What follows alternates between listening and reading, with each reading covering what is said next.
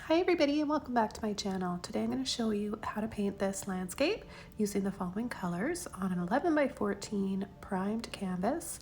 We're going to be using phthalo blue, burnt sienna, titanium white, neon yellow warm, ultramarine blue, and if I decide to add any other colors along the way, I'll be sure to mention them and have a full list below this video. Here's a number 30 filbert that I'm going to begin this painting with. Just want to get it a little bit wet first so it takes the paint better and blends on the canvas a little bit easier. So I'm going to start with white, just adding a little bit of white paint here and there in the center. And then I'm going to come in and add a little mixture of the blue and the burnt sienna. So this is again phthalo blue that I'm using. The ultramarine blue I'll be adding a little bit later on. I'm going to start on the road or the pathway here. To create that perspective, you're going to want to make it narrower towards the center of the canvas and wider as it comes out towards the bottom of the canvas. And part of the road will be in sunlight from those sun rays hitting it, and the other part will be in shadow. So I'll be adding more blue and white along the shadow areas and more white and neon yellow warm where the sun will be. And I'm going to use a little bit of my burnt sienna combined with the white and the phthalo blue for another color for the road. I'll also be using all three of these colors for the backdrop before we begin painting our trees. So I'll just be scumbling and blending around towards the center of the canvas, off to the left and the right a little bit, but we won't be going completely over. So we just want to have an area where we've got a bit of a backdrop and underpainting before we begin our trees, and it's just going to be these colors, so they make a really nice earthy color when blended together.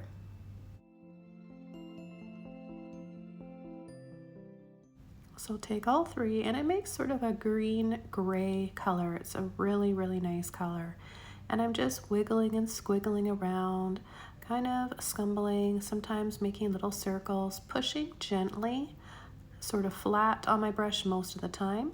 And as you can see, it's not the same color all over. Sometimes there's a little flicker of the blue showing, making it a little bit streaky, a little bit more white, a little more blue in some areas. So it doesn't have to be solid or one color.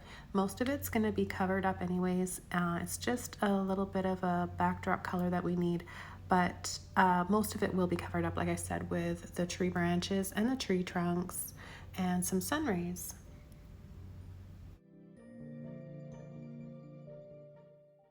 Okay, so I'm going to take these colors again, a little bit more of the blue this time, and I'm going to pull a line across where I have the top of the road. And it doesn't have to be perfectly straight, I just want to join them and just pull across. And now I'll start working a little bit more on the foreground, adding some light and some shadows. So staying with those colors where I want to have it the darkest, and then coming in and over top for some highlights on bits of grass and moss and some of the sun rays. I'll be adding the luminous yellow warm. If you don't have a luminous yellow warm, it's just a neon warm yellow, but if you don't have it, you can use cadmium yellow warm or a really light orange, more of a yellowy orange color.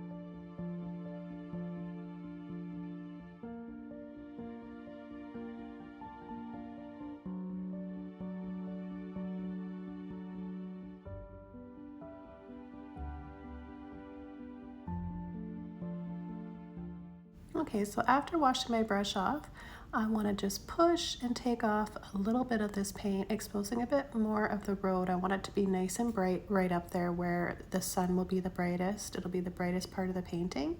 So I'm just going to carefully take off some of that paint. If yours is dry and you've added too much of the dark color to yours, you can just go over top of it with white. It might take a few layers to do this, but it's a lot easier to catch it when it's still a little bit dry or a little bit wet, and to just gently scumble it off. With a clean brush, same number 30 filbert, I've got my neon yellow warm, a little bit of white, and I'm going to start adding the warmth and light. And this is going to be the first layer. There's going to be a few different layers. We'll be building them up with this first, then our trees, then sun rays, then more trees, and then some more sun rays.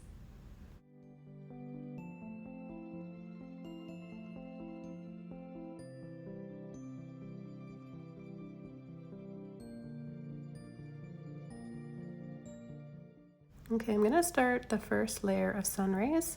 You can use a flat brush for this if you want, but if you're careful, you can get away with using a filbert brush. Just a little bit of water on your brush to make sure that it's see-through, and just pull and flick in a diagonal line. And it doesn't really matter where it starts or where it ends, as long as it's in that direction.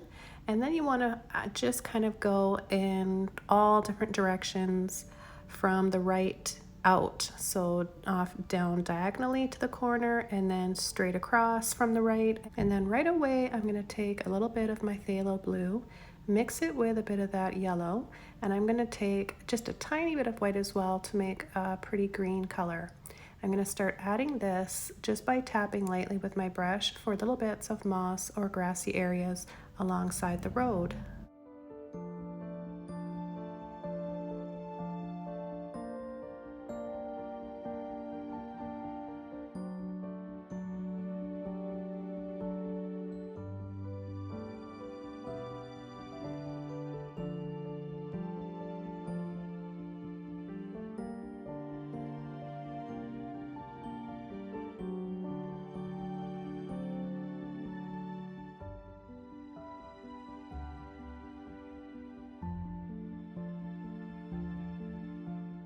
I'm going to take more white and just more of that yellow, and just tap, tap, tap for a little bit of foliage and moss or ferns or whatever we have here. And you can get a really nice brush stroke just by tapping with the filbert brush. If you don't have a filbert brush, you can use a mop or stippling brush gently on the edge or the side of it, or you can use a fan brush as well.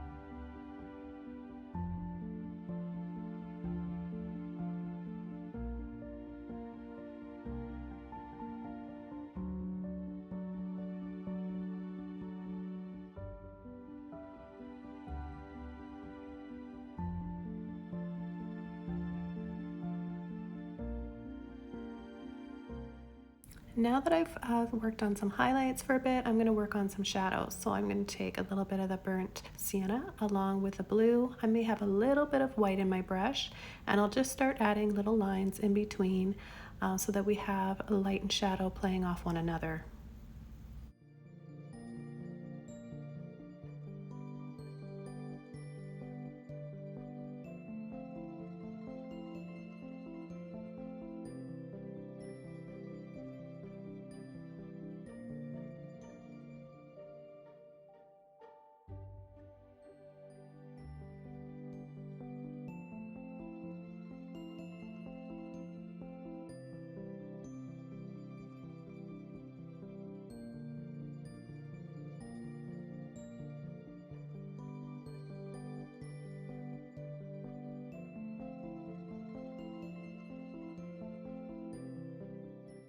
Now I'm using a filbert brush. You can use any size filbert that you want. All I'm going to do is take a little bit of titanium white first, and I'm going to really brighten up and focus on the focal point here.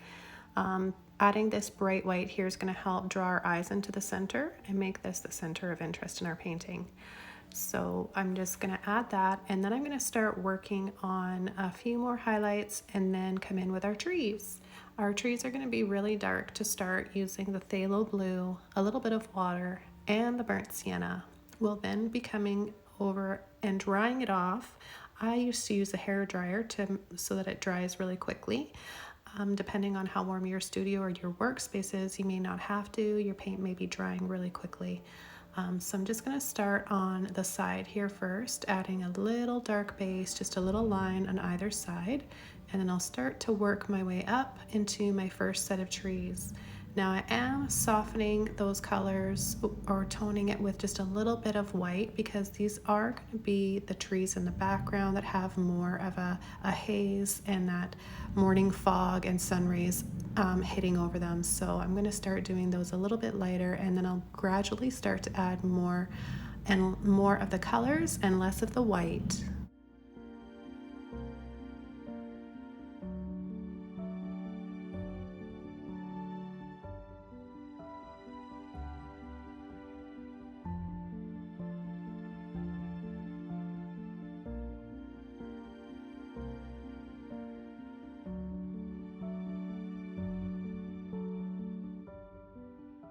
So I'm going to begin making skinnier branches, and I want them to reach towards each other, so like they're going to go in a point. The center shape in between these trees looks sort of like a teardrop, so I'm going to keep that shape in mind and let that guide me into the direction I want my branches and my tree trunks to go. So I'm going to just keep layering over and over. Each time I layer over with another tree, I'm leaving a tiny space in between there so we can see the background. And I'm also adding more of the phthalo blue and the burnt sienna, making a nice, rich, dark, charcoaly color. Very earthy, very nice. This palette is pretty limited for me. I have to admit though, after I finished this painting, I went on and I kept filming, and I did my own twist and flair using my neon paints, more of my neon paints. I added leaves, lots of foliage, bright colors, more sun rays. Now, if you guys are interested in seeing that, leave a comment below and I'll make another tutorial to follow, part 2 to this. So just keep going. You can also use a flat brush for your branches if you want, just using the end of it and wiggling it around. And you can also use a liner brush or a round brush.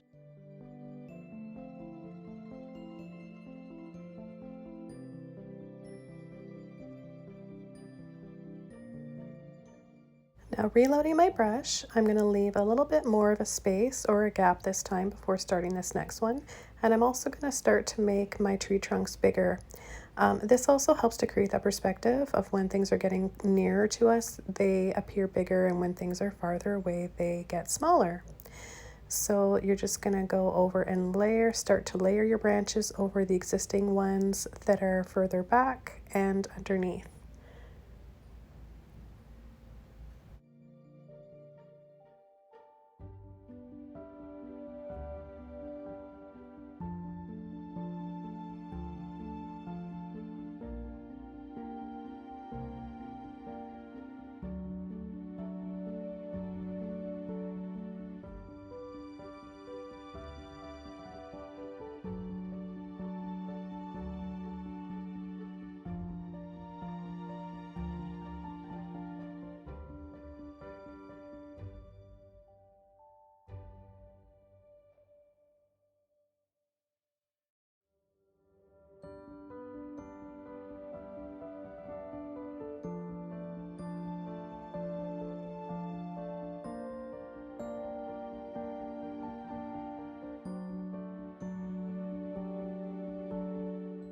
After adding a few smaller, narrower branches here towards the top, I'm going to take a few minutes just to dry all of this off, and then I'm going to come in with my next layer of sun rays.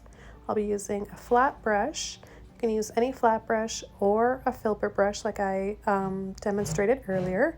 You're going to want to have a little bit of water on your brush for this. Mix it gently with a bit of titanium white and a little bit of that neon yellow warm. And then we're just going to go in that diagonal motion again, or direction, off from the right towards the left. And you can add as little or as many of these sun rays as you want. And you can always gently take it off or go over top of your trees again with those dark colors if you feel like you've added too many.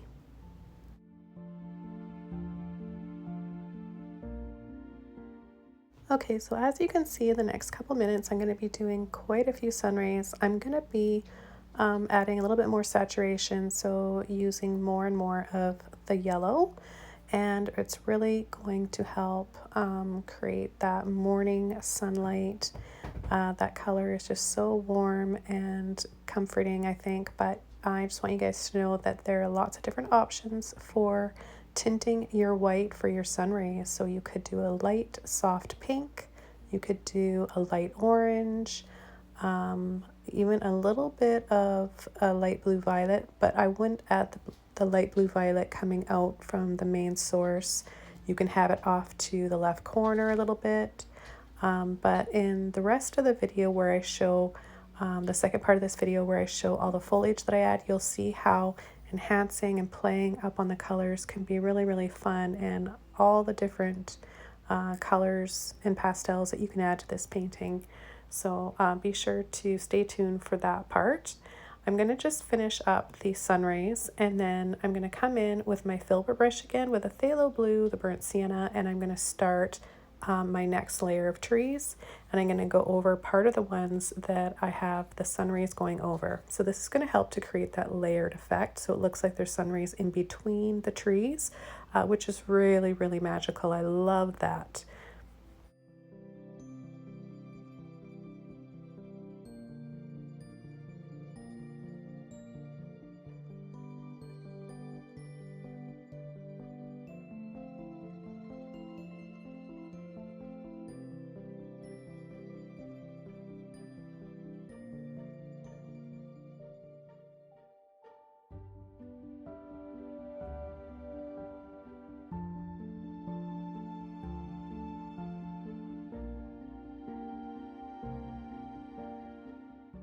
I'm going to start adding a little bit of my ultramarine blue now, and I'm going to start incorporating this in the shadow areas.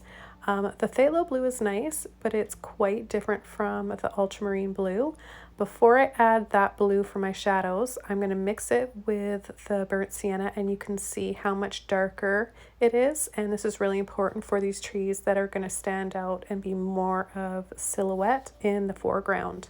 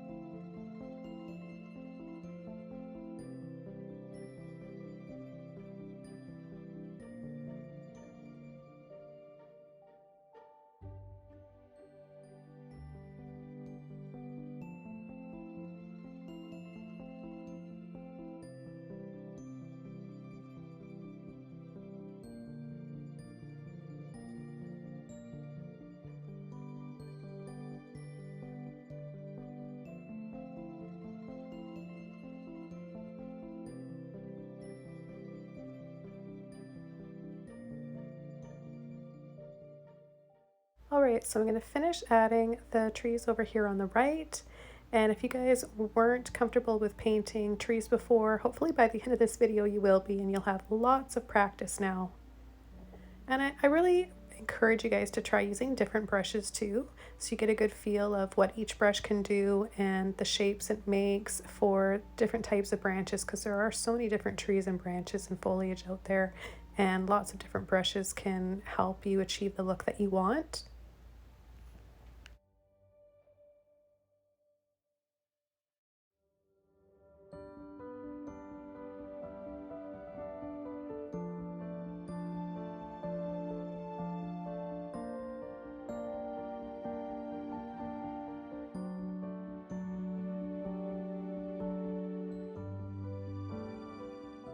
Okay, so I'm finished with those trees now, but it's the base of the tree that I want to soften. So just with a little bit of a damp brush, I'm just going to pull and blend out some of that paint so it kind of starts to disappear off into the ground at the base of the trees, so we don't have that solid and such a contrast, I guess. You just want it to kind of disappear off into the bottom there, so it all looks like it's in shadow and silhouette.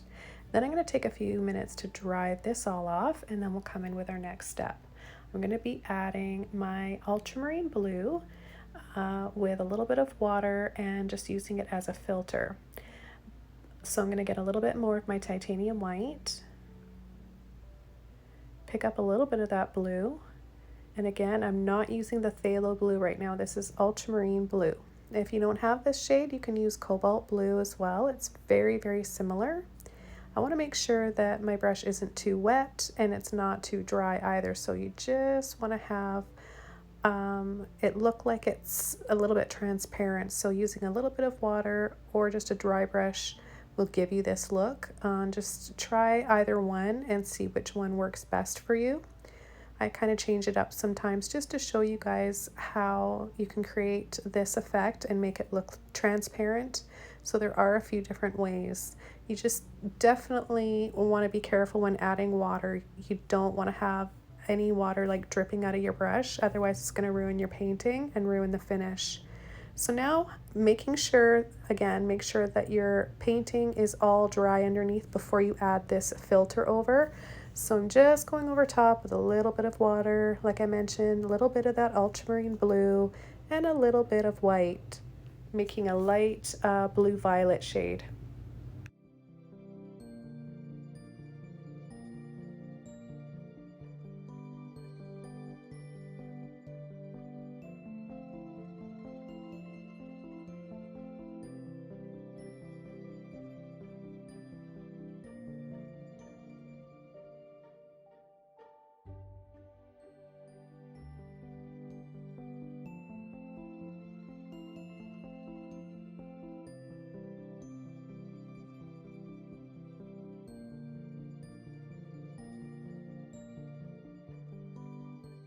Okay, so I don't know about you guys, but I'm really loving this light blue violet. It's kind of like a powdery, soft shadow that we've got, and it's really helping to draw our eyes into where the warmth is, the center of this painting, that sunlight. And I love this balance of light and shadow. I'm going to come in now with my next layer of sun rays.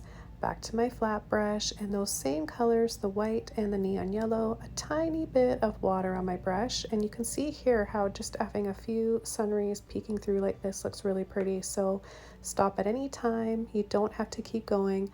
I do like to always do more than what I normally would in a painting, just for the reason of being repetitious, so you guys can keep learning. So the more times that you see me do something and demonstrate it, the more you'll get it and grasp that. So that's why I add a lot of sun rays. But I do think that they look pretty, but looking back at this now, I think they looked fine when I just did 2 or 3. So I could go over and balance it out. So if you guys do add too many sun rays for your liking and you think you've wrecked your painting, don't worry at all. You can definitely go over top, like I think I mentioned earlier, you can go over top of those trees again. I'm going to add just a little bit of white to my blue down here and soften this shadow up.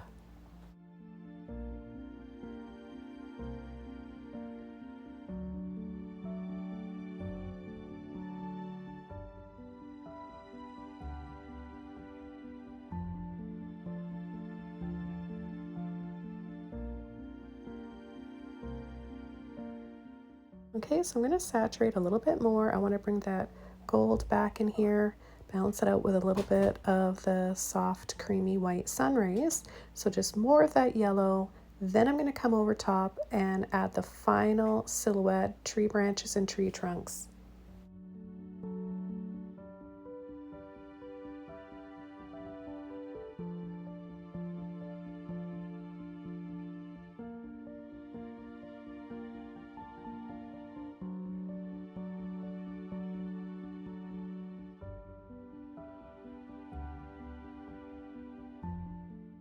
Okay, so back over to my blue and my burnt sienna.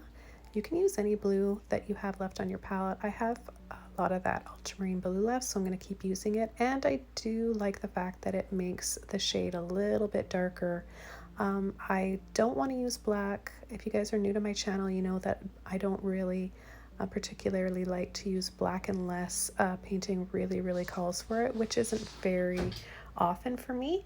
I would rather make my darkest colors using other colors to make a beautiful deep rich tone. I think that it enhances all the other colors in the painting. And so I'm just going to finish up these trees that are in the foreground, leaving those softer trees that have the mist and the sun rays over them and some morning fog behind. And I like all of these layers. I think that this turned out nice. It's kind of, like I mentioned, a different palette for me than I normally paint with. I usually use a lot of color, but I stopped the video in just a few minutes here after adding a little bit more of the yellow to the foreground. And like I mentioned earlier, I did keep going though. I couldn't help myself, so I got out my neon paints. And if you guys want to see what I did and see how colorful it got with all the leaves and the bright pink and orange, I also added a little bit more yellow ochre as well as some purple and violet that I made by mixing some phthalo blue with some neon pink. So there's a lot to learn in the second part of this video about color mixing and just how to really bring this painting to life and make it a really vibrant autumn and fall scene. But I think it's really pretty just as is, and I'm going to continue along here adding some more branches, overlapping those existing ones and adding some new ones, so we really get that layered effect and get that feeling of trees upon trees in rows like this, really drawing our eyes into the center, making us feel drawn to that light at the end of the road. And I want to thank one of my patrons for requesting this. She sent a few images. I'll be doing another one of a castle coming up. I can't remember, it's on the tip of my tongue what this famous forest and pathway scene is from. I think either Scotland, Ireland, or somewhere in England. Forgive me guys, I'm just drawing a blank right now, but I'm sure you guys will let me know in the comments below this video. Hope you can recognize it. It's a really magical looking place that I'd love to be walking through someday. It's on my bucket list. One of my places that I'd love to be, and maybe even just set up an easel and paint right from plein air there. So I'm going to add a little bit more shadows along here as well. This is going to make the highlights really stand out. Just go along the path on the side here and wiggle very lightly with the tip of my brush, just a little quick scumble along the edge there.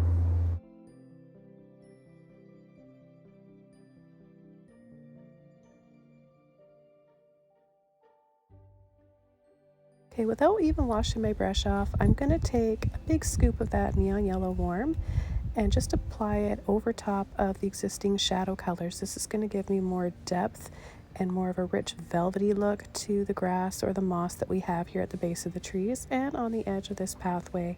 So just going to go over, no water at all.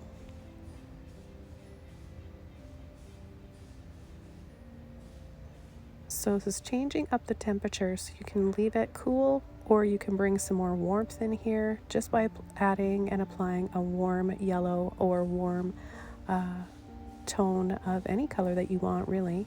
So as I add the finishing touches to this painting, I want to thank you guys so much for joining me today. Let me know what you think in the comments below. Can't wait to see your versions of this on our Facebook group. I'll leave links below for Patreon as well as Facebook. Thanks everyone. Have a wonderful day, and I'll see you all very soon in my next video. Bye!